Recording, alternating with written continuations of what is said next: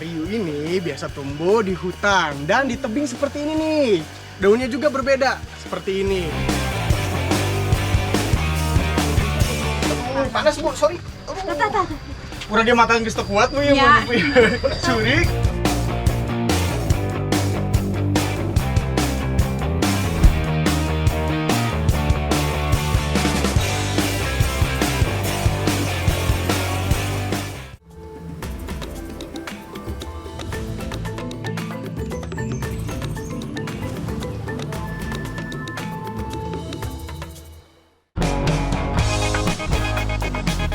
Ternyata nggak cuma tahu aja yang bisa dijadiin oleh-oleh khas Sumedang.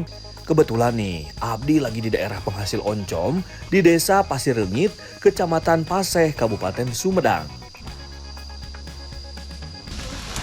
Punten Ibu. Mangga. Teteh, Iya. ini taruh di mana ya? Oh, simpan di ditu, di ditu di keuman heula. Abdi dikasih kesempatan ya untuk buat oncom khas Pasir Reungit secara langsung. Jadi yang Abdi bawa teh bukan kedelai ya, tapi ongok atau ampas dari tepung singkong. Ampas tepung singkong mempunyai fungsi agar kacang tanahnya dapat melekat dengan sempurna. Ampas tepung singkong ini kita rendam dan bersihkan dulu dengan air bersih. Setelah ampas singkongnya direndam, lalu dikeringkan. Setelah kering, ampas singkongnya diayak menggunakan alat khusus seperti ini. Tujuannya agar ampas singkongnya benar-benar bersih dan membuat teksturnya menjadi lebih halus, sehingga mudah untuk dicampur dengan bungkil kacang tanah. Teteh urang bantuan yuk. Bersihan ini anu ieu kotorna. Ayo, siap-siap, Pak.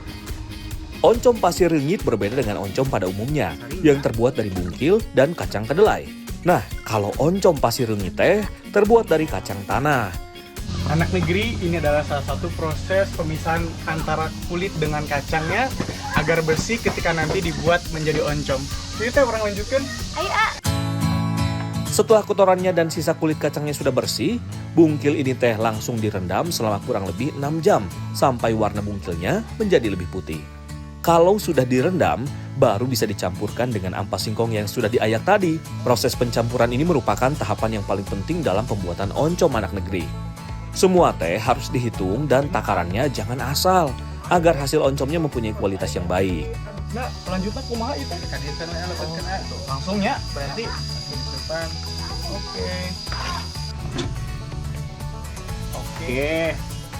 Setelah tercampur baru dikukus selama 30-45 menit. Proses pengukusan ini bertujuan agar jamurnya cepat tumbuh di oncomnya. Mengukusnya pun masih memakai tungku dari tanah liat. Terus asak, A. Kurang Sopian asap, geraknya, sok. Duh, panas Bu. Nah, gitu, di ieu we. Sekedik-sekediknya. Sakedik-sakedik. Nah, gitu. Panas, Dikasih euy. sikeun tah, gitu. Tuh, euy. Aduh, panas Bu, sorry. Tah. Kurang dia matang geus teu kuat nu ya. Ya. Curik euy. Cetak ka ditu. Orang bawanya. Cetak. Oke, orang dicetak berarti ya. Nya sok cetak. Aduh, memang kalau bungkil yang sudah dikukus ini harus cepat dicetak ya. Jadi jangan sampai nunggu dingin. Nanti jamur karapasnya tidak cepat muncul. Udah sakieu nya Bu. Kurang cetaknya Bu. Cetaknya menggunakan kotak seperti bingkai foto berukuran kecil. Bikinnya jangan terlalu besar, yang penting padat dan tidak ada rongga. Nah, setelah dicetak ini, baru bisa ditaburi ragi. Ibu, urang teh bade nanya Bu. Bentenna tempe sareng ieu teh naon?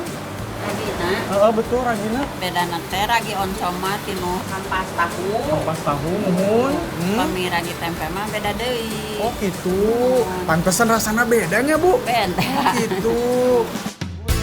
Setelah diberikan ragi, baru ditaruh di wadah bambu. Setelah itu, oncom-oncom ini teh akan disimpan di ruang khusus yang agak lembab, agar memudahkan proses fermentasi oncom. Ragi ampas tahu inilah yang berfungsi untuk pemancing pertumbuhan jamur kapang. Di Nya Bu. atas beres. Iya, oncom buat tadi. Tadi atas Nuhun, ngabantuan Ibu. ibu. Tapi kurang saya Bu Yang tadi. bios. Bener ya teh? Bios. Turunnya Bu. Sama-sama. Tipayu nih Bu, assalamualaikum.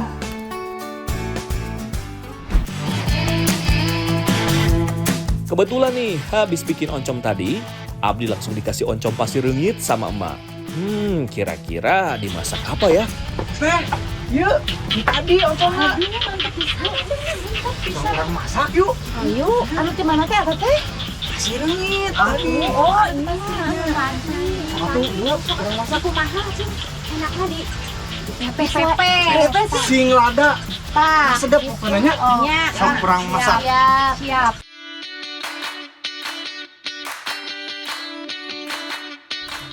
Pepes atau biasa disebut juga pais merupakan suatu cara memasak khas dari Jawa Barat. Biasanya ikan dan ayam menjadi bahan utamanya. Namun sekarang udah banyak banget bahan makanan yang dibuat jadi pepes. Seperti jamur, kelapa parut, tahu, dan oncom. Kalau membuat pepes oncom Pasir Rengit ini, bahan-bahannya tidak ada yang diulek. Semuanya diiris tipis-tipis. Bawang merah, bawang putih, tomat, dan daun bawangnya kita potong kecil-kecil ya. Oncom yang dipakai bagusnya teh yang sudah matang dan berwarna oranye, agar rasa oncomnya tidak terlalu pahit. Bedanya oncom Pasir Rengit dengan yang lain terlihat dari tekstur dan warnanya. Dan tentu untuk rasanya udah pasti enak. Bu, kita buat yuk. Udah lapar nih. Tekan dan hancurkan oncomnya agar lebih halus. Oh ya, jangan dikasih air ya. Cukup dihancurkan kering kayak gini. Soalnya kalau dikasih air, nanti oncomnya akan terlalu lembek pada saat dimasak.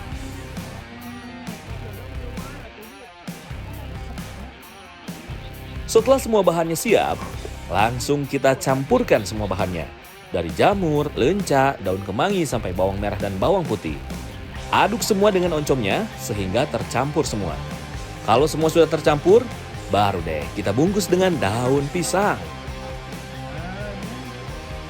Nah, ini nama pantos beres, ya tadi di sopan, sok, kan di sopan di tutup terus dia etana cari masak orang.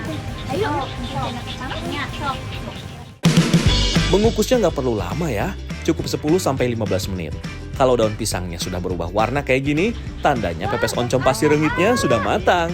Langsung aja teh, kita angkat pepesnya. Pas dibuka daun pisangnya, makin terasa aromanya. Oncom yang sudah dihaluskan tadi akan tercampur dan padat seperti ini. Kalau dilihat, pepes oncom ini mirip seperti pepes tahu ya. Rasa pepes oncom Pasir Rengit ini raus pisan. Karena ada potongan cabai rawitnya, jadi harus hati-hati ya. Takut kena ranjau nanti jadinya kepedesan. Karena ada tambahan daun kemangi dan dibungkus daun pisang, membuat pepes oncom Pasir Rengit ini memiliki cita rasanya yang khas. Pepes oncom Pasir Rengit rasanya enak pisan. Teksturnya lembut, apalagi dicampur nasi putih teh. Enak pisan ini mah. Mantap pokoknya mah. Ayo nambah tuh. Di dalam oncom banyak mengandung senyawa yang penting bagi tubuh. Contohnya fosfor, zat besi, dan niasin. Ketiga zat tadi berfungsi untuk meningkatkan kesehatan pada sistem saraf dan otak.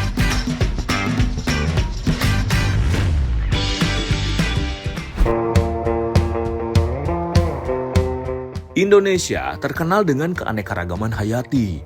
Banyak tumbuhan maupun tanaman yang bisa dijadikan bahan pangan pengganti beras. Salah satunya tanaman jenis umbi-umbian. Di Kabupaten Sumedang, tumbuh subur beraneka macam umbi-umbian. Mulai dari talas, singkong, sampai ubi ungu. Kalau singkong atau ubi jalar sudah biasa. Ada nih tanaman ubi-umbian yang unik dan sudah jarang ditemui. Namanya cariwu. Nu mana ibu pohonnya teh? Tanaman nu mana? Nah, iya, A. Nu mana? Iya. Oh, nu iya. Oh iya bu. Ya, sok cabut. Langsung cabut wae itu. Ibu sarang si Ade rek nyandak itu milarian ke tempat sanes. Oh, ini yang namanya cariwu teh. Tanaman ini sekilas mirip dengan tanaman talas. Bedanya daun cariwu ini lebih kecil daripada talas. Bentuknya juga sudah beda. Kalau talas mah besar dan bulat. Kalau cariwu mah bentuknya seperti akar yang memanjang. Cariwu merupakan tanaman liar yang biasa ditemukan di hutan maupun di daerah kaki pegunungan. Biasanya cariwu ini tumbuh subur di daerah Kabupaten Sumedang seperti di daerah Ciwindu maupun di Rancakalong. Iya, ini seueur ieu mah euy. Nah, anak negeri, cariu ini biasa tumbuh di hutan dan di tebing seperti ini nih. Daunnya juga berbeda, seperti ini. Ayo Kang, kurang cari lagi yuk di tempat lain. Cariwu ini sebenarnya mirip seperti umbi yang ada di daerah Banteng, yang namanya talas beneng, yang merupakan singkatan dari besar dan koneng atau kuning. Cariwu dan talas beneng ini sama-sama tumbuhan liar yang ditemukan di hutan. Jadi belum bisa ditanam di kebun seperti tanaman umbi-umbian pada umumnya. Masyarakat di Rancakalong biasa menyebutnya dengan cariwu, namun di daerah Sumedang lainnya dinamakan cariu. Tepat ya mas sanes cariu, cariang, cariu mah iya. Cariu iya teh. Mohon. Jadi ada dua jenis Bu. Mohon. Tapi bisa diolah cariang teh. Cariang mah teu tiasa cariu nu tiasa diolah mah. Cariu. Kalau cariang memang tidak bisa dimakan karena mengandung getah dan racun yang berbahaya bagi tubuh. Kalau cariwu atau cariu ini pastinya bisa diolah menjadi makanan khas dari Jawa Barat. Bu Lilis. Iya cariu nak. Oh, nya Tadi di sok. hutan. Nya sok adi urang pasak atuh sok. Teh, masak teh.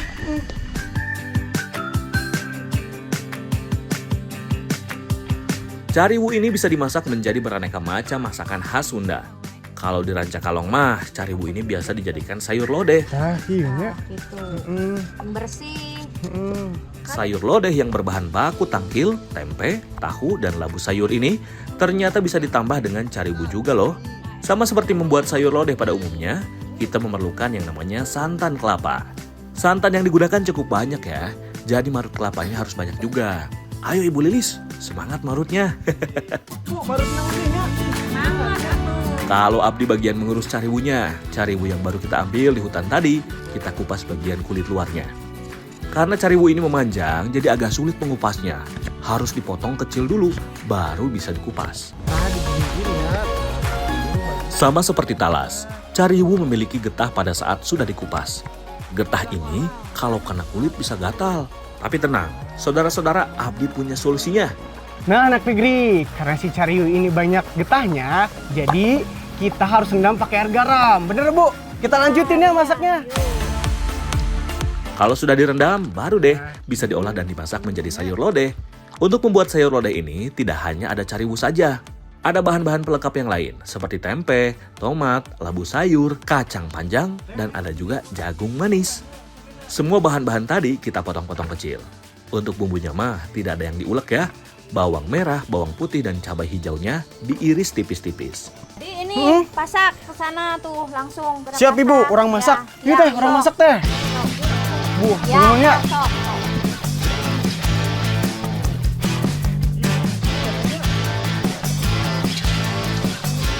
Saatnya kita masak sayur lodeh cariwunya. Yang pertama kita masak yaitu santan kelapanya.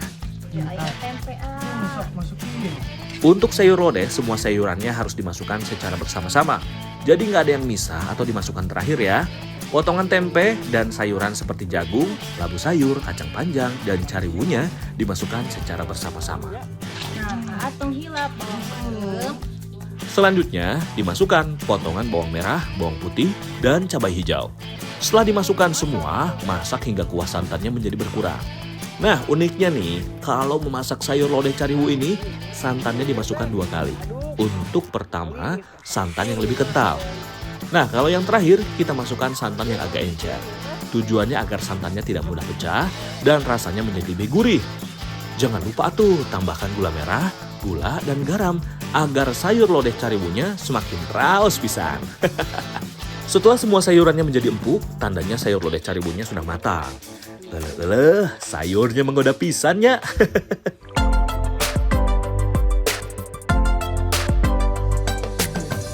Kurang baginya Bu. Bentuknya sih seperti sayur lodeh pada umumnya. Kalau soal rasa, langsung saja deh kita cobain. Enak banget pisan Ibu. Pokoknya enak Bu, resep Ibu. Nambah, teh. Ayo Kang, Ibu, Neng Putri, kita habiskan sayur lodehnya. Wah, ini mah enaknya kebangetan. Rasanya gurih, tapi ada rasa unik dari cariwunya. Anak negeri, Cariu di Sumedang biasa dibuat sayur lodeh, tapi juga bisa dibuat sebagai sayur mahinum. Nah, biasa disajikan ketika 40 harian ketika bayi lahir. Bener, Bu? Bener. Kita cobain ya. Kebiasaan masyarakat Sumedang, sayur mahinum yang berbahan baku cariwu ini akan disajikan ketika ada acara-acara penting. Dan biasanya porsinya lebih banyak karena akan dimakan bersama-sama.